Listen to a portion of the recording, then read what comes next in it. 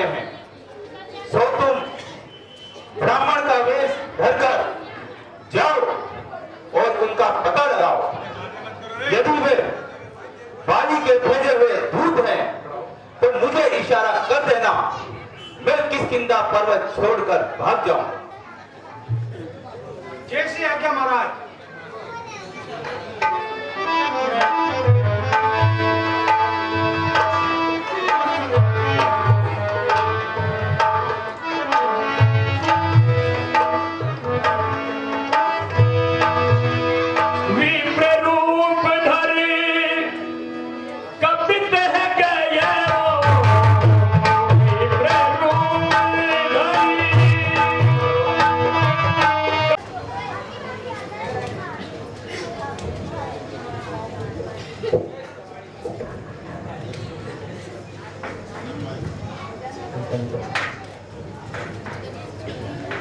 हे स्वामी, आप कौन हैं जो क्षत्रिय रूप धरकर यहाँ वनों में आए हैं?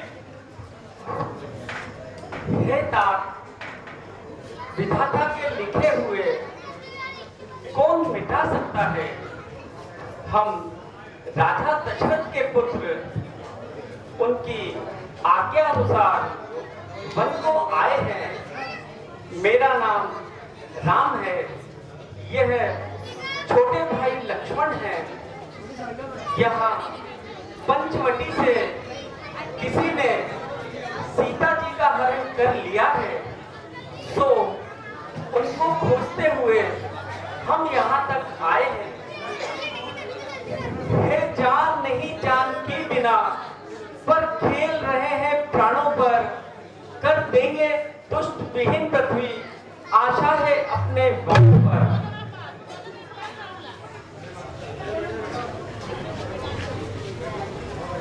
हे नाथ, पवन अंजलि सुप्रभु हनुमान है नाम, बानर जाति है मेरी, किष्किंधा है धाम। इस निर्जन वन को स्वामी ऋषिमुख गिरि पर्वत कहते हैं। सुग्रीव हमारे राजा है जो इसी शिखर पर रहते हैं। हे नाथ, मैंने माया के वश होकर आपको नहीं पहचाना, मगर आप तो मनुष्य की तरह कैसे पूछते हो? आप तो सर्वस्व स्वामी हो, फिर सेवक को क्यों बिसार रखा है? हे प्रभु, आप सुग्रीव जी के पास चलकर उनसे मित्रता करिए, वो जानकी माता की खोज अवश्य करेंगे, सारी शक्ति लगा देंगे सीता का पता लगाने में, बलिदान सुखों का कर देंगे स्वामी का कष्ट मिटाने में। अच्छा चलो।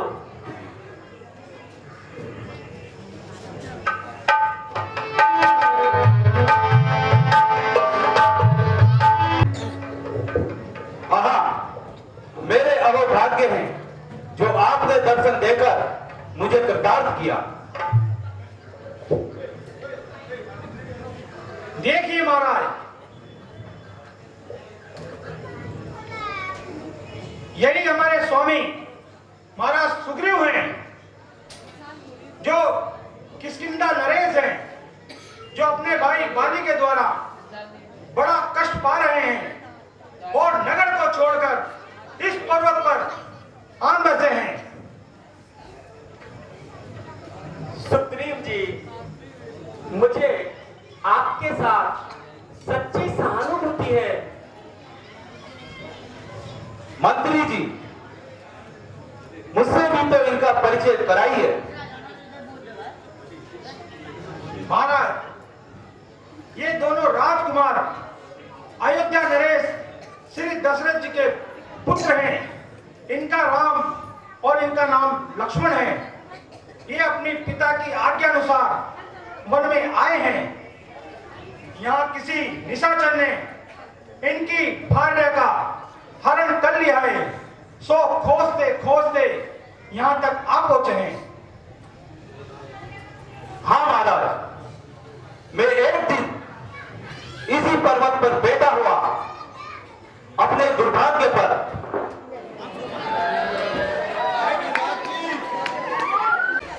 दुर्भाग्य पर आंसू बहा रहा था। उसी समय एक विमान आकाश में उड़ता हुआ जा रहा था। जानकी जी बड़ा विलाप करती हुई जा रही थी और अपने वस्त्र तथा आभूषण नोच नोच कर नीचे गिरा रही थी। उनमें से कुछ मैंने इकट्ठा भी कर लिया है और सावधानी से अपने पास रखा है। तो सुग्रीव जी वह वस्त्र, वह आभूषण हमें दिखाइए।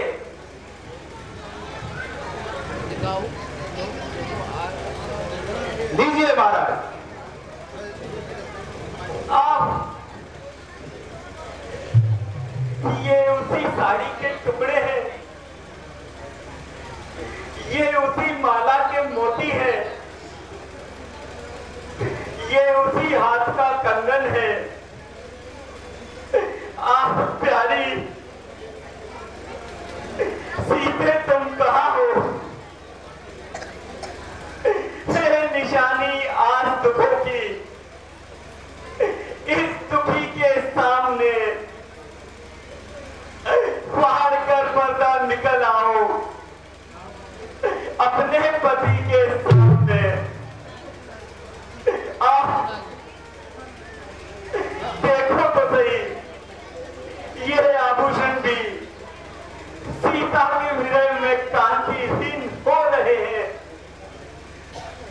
मानो उसके वियोग में आठ आठ आंसू रो रहे हैं।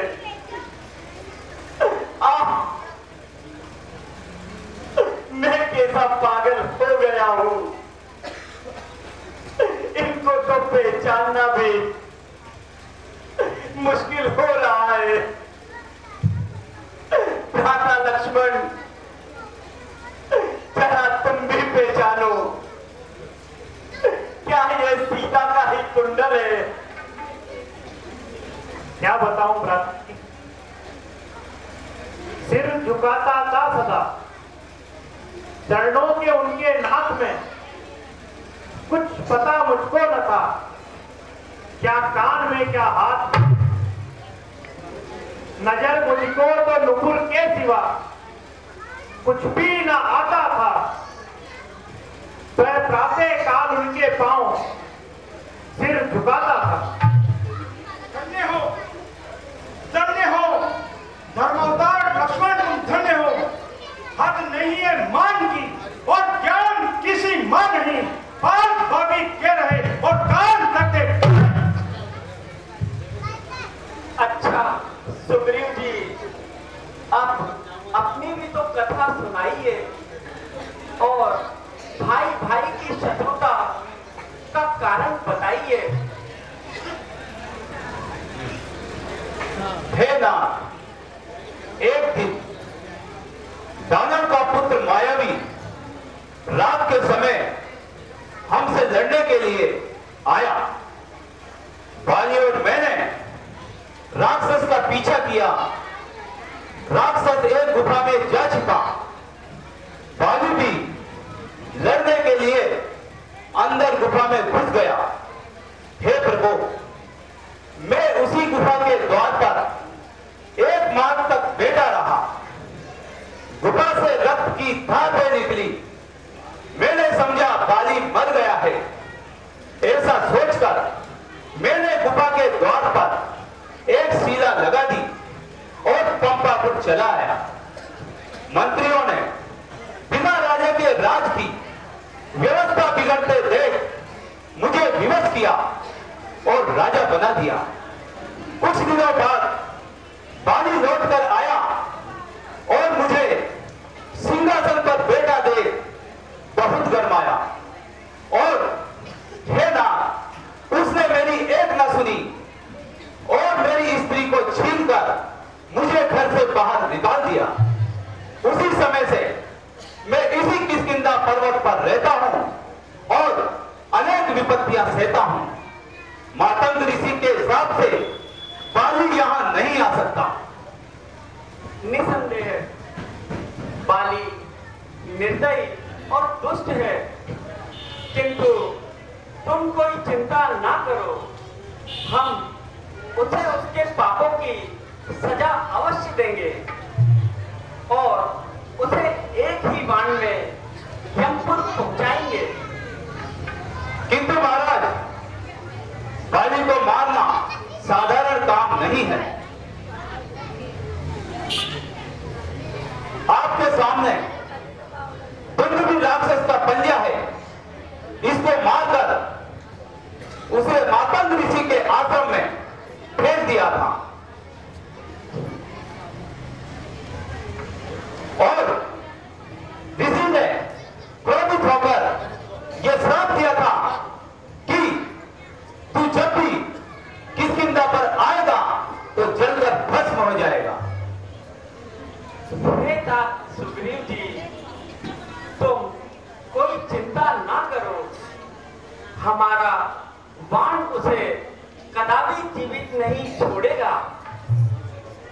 किंतु इसका प्रमाण जो तुम चाहो। तो देखिए, ये सामने 7 तार के वृक्ष हैं। बाली जब बाण चलाता था तो 4-5 को भूमि पर गिराता था। तो देखो, मैं एक ही बाण में इन सबको गिरा देता हूं।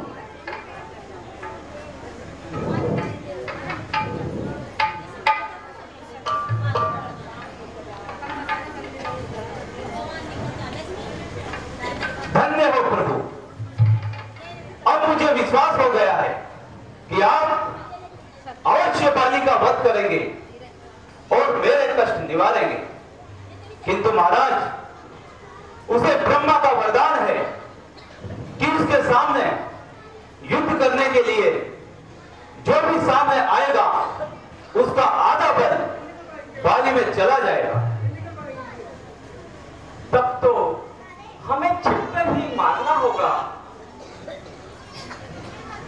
हाँ महाराज, मैं जाता हूं और उसे युद्ध के लिए बुलाता हूं, किंतु याद रखना कि आप थोड़ी देर भी लगाएंगे तो मेरे प्राण पखेरु सुरपुर को उड़ जाएंगे।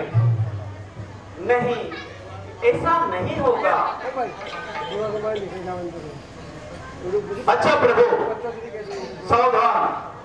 थोड़ी तकलीफ तो होगी भाई। जय